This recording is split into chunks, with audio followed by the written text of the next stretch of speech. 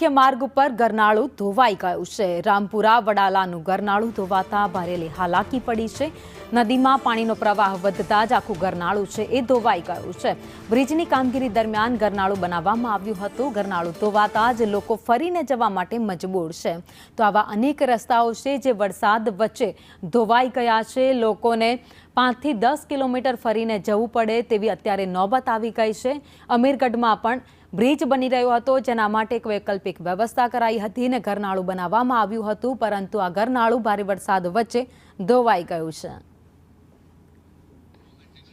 તો રામપુરા વડાલા ગામ નજીક આ ગરનાળું ધોવાતા જ વાહન ચાલકો અત્યારે મુશ્કેલીમાં મુકાઈ ગયા છે, કારણ કે તે લોકોને 5 થી 6 કિલોમીટર અન્ય ગામમાંથી ફરીને જવું પડે તેવી પરિસ્થિતિ સર્જાઈ છે। આ સાથે જ તંત્ર દ્વારા પણ તેમને એલર્ટ કરવામાં આવ્યા છે। કોઈને પણ જીવના જોખમે રસ્તો પસાર ન કરવા માટે ખાસ સૂચના આપવામાં આવી છે।